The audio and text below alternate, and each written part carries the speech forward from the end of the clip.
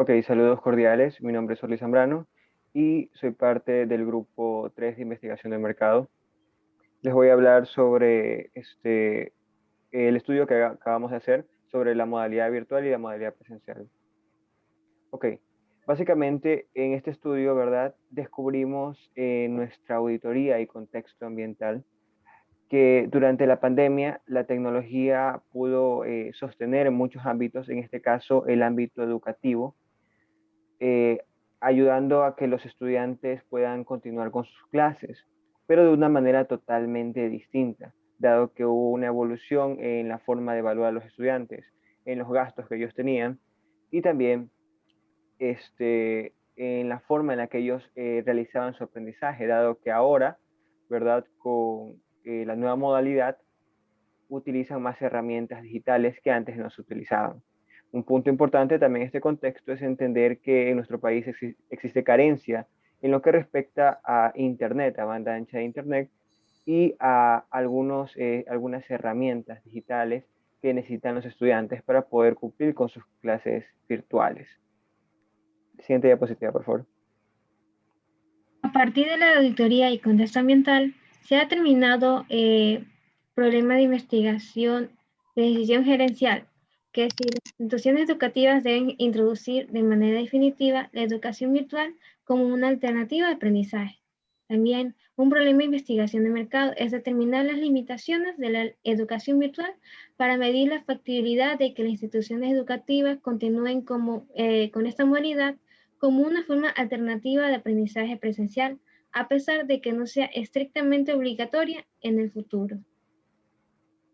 Posteriormente de la definición del problema, nos pasamos a los objetivos generales y específicos de nuestra investigación. En el primero podemos encontrar lo que es describir el punto de vista que tenían los estudiantes sobre desventajas y desventajas a partir de lo que entendían sobre lo que era el aprendizaje virtual. Para esto, determinar lo que eran sus fortalezas y debilidades.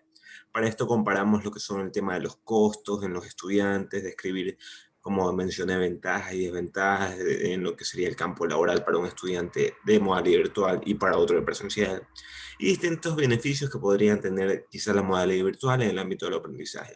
En el objetivo 2, describimos la percepción y valoración de los estudiantes sobre esta modalidad ya mencionada y la modalidad presencial, en base a las experiencias que han tenido. En uno de los objetivos específicos tenemos en las expectativas que tenían antes de la pandemia sobre cómo serían estas modalidades, y en el segundo las expectativas que tienen ahora, ya que conocen cómo es un poco de este proceso. Definir qué aspectos consideran que deben mejorar o no en las modalidades virtuales. En el objetivo 3 comparamos el nivel de aprendizaje que los estudiantes han tenido en estas ambas modalidades ya mencionadas. Definimos los criterios de evaluar sobre los estudiantes para su nivel de aprendizaje. Lecciones, exámenes, talleres, todo eso lo vimos en esta investigación. Comparar el peso que tenía el nivel académico y las clases en estas formas de estudio, comparar las materias que comúnmente veían, fueron más, fueron menos, de esa manera. Y en el objetivo número 4 realizamos una comparativa sobre las herramientas en el entorno digital y presencial, listar las herramientas que más se usaban en estos ámbitos, determinar cuál es de más fácil accesibilidad y cuál quizás no tanto, y comparamos lo que era el compromiso y comodidad que los estudiantes tienen actualmente a las herramientas y con las que tenían, el compromiso que tenían antes. Parte de la metodología que llevamos a cabo fue tomar en cuenta perfiles de los entrevistados, estudiantes universitarios de universidades de Guayaquil que sean solteros. En cuanto al filtro de selección, se hicieron preguntas con respecto a en qué carrera estudia, qué semestre va, si ha podido tanto ser estudiante de modalidad presencial y modalidad virtual, si ha podido formar parte de esta transición. Se tuvieron en cuenta 4 entrevistas a profundidad, con una fecha de elaboración entre el 4 y 9 de julio del 2021, con una duración de cada una 45 minutos en promedio. En cuanto a las técnicas cualitativas utilizadas, se tomó en cuenta las entrevistas a profundidad, ya que permitía obtener menos sesgos y una colaboración de parte del entrevistado al evitar presión social. Dentro del componente 1, de acuerdo a los objetivos específicos ya mencionados, se determinó necesidad de información para cada pregunta de investigación. De estas, se desarrolló preguntas para la guía de entrevistas y con eso pudimos determinar insights. De este componente fueron 6. La primera es las prioridades que influyen en la realización del presupuesto en educación. Segundo, factores que influyen en la educación del nivel de aprendizaje. Tercero, aprender para tener éxito en el campo laboral. Cuarto, los estudiantes graduados presentaron desafíos en cuya modalidad presencial. Quinto, la sencillez está como experiencia de los estudiantes de la educación virtual. Y por último, no se considera que el autoaprendizaje ayude a resolver problemas por sí mismo. Como cita, está de que un docente que está enseñando acerca de algo sabrá cómo actuar porque ya tiene experiencia. Si yo me dedico a aprender por mí mismo, ¿cómo voy a aprender si está ahí un profesional de que ya ha experimentado eso para corregir mis errores? Y en el componente 2 podemos ver, como ya se vio anteriormente, tanto citas como los insights ya establecidos. El primero sería que existía una preocupación acerca de la calidad de las clases virtuales. Y eso es obvio al ver frases, oraciones como preocupación porque no sabía la calidad que me iban a tener las clases y que se iban a ser muy monótonas, o estaba preocupado por la calidad de estudio. Son frases dichas por estudiantes mismos universitarios. Otro punto es mejoren las herramientas como expectativa para las futuras clases en esta modalidad. Citando lo que nos dijeron, quieren ver diferentes herramientas, diferente información, que se indague, que en definitiva tengan más de ese apoyo para las clases. En tercer punto sería el uso de herramientas grupales ayuda a la mejora del aprendizaje estudiante. En las citas que podemos ver, como la que está aquí mostrada, es que se considera la verdad que los trabajos establecidos como grupos, trivias o desafíos realizados en grupo son una gran manera para evaluar a los alumnos y la verdad es que se sienten más cómodos ya que podríamos decir como que reemplaza esa necesidad de interacción social. Ok, con respecto al componente 3, ¿verdad? Este componente se enfocó en el aprendizaje de los estudiantes, ¿verdad?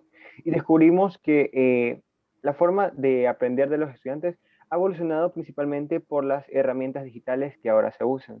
Esto facilita a que ellos puedan, al mismo tiempo que reciben las clases, estar trabajando en el software que se les dice en las distintas materias o en las distintas disciplinas en las que los estén usando. Esto favorece, dado que en el ámbito laboral los estudiantes ya estarán instruidos en las herramientas que realmente van a aplicar. Otro insight que tuvimos fueron que las limitaciones de la modalidad virtual hacen que los estudiantes lleguen a preferir la presencialidad, puesto que ellos sienten o tienen mucho temor con respecto a factores externos, como por ejemplo la pérdida de Internet, la caída del Internet o la falta de alguna herramienta, algún componente, tal vez una computadora o un celular o una tablet que les ayude a recibir sus clases. Entonces, cada uno de estos factores que son externos a ellos hacen que ellos sigan prefiriendo la presencialidad en lugar de la virtualidad.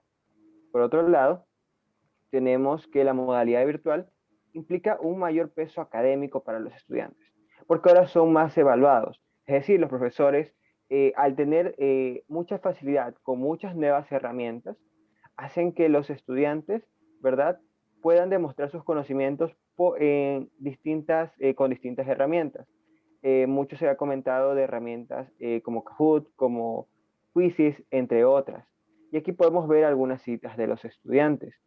Uno de nuestros estudiantes entrevistados nos hablaba sobre que mientras el profesor explica, él puede ayudarse trabajando en el software que está usando el profesor a través de su computadora.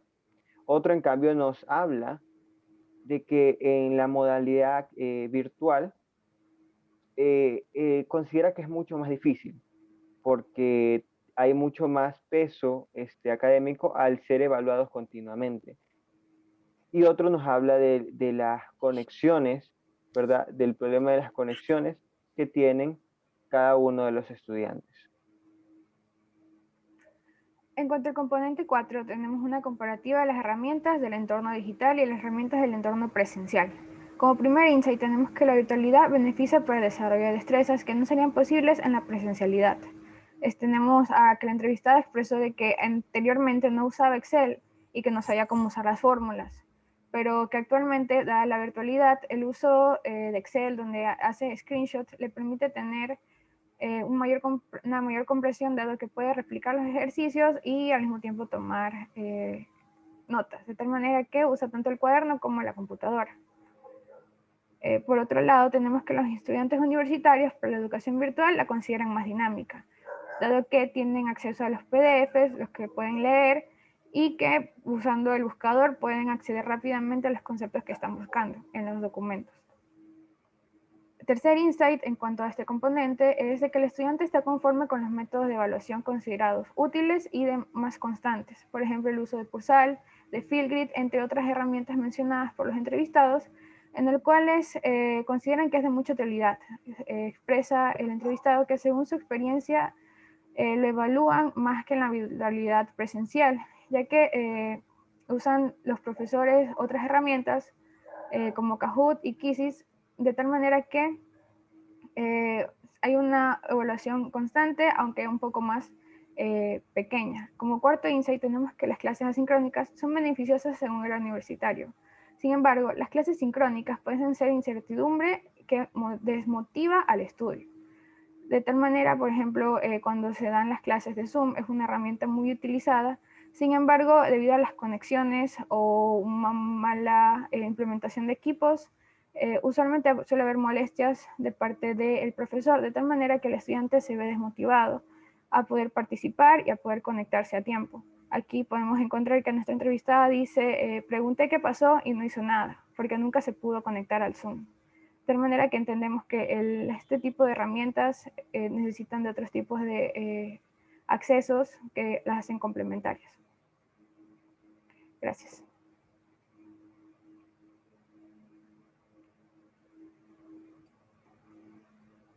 Chicos, ya.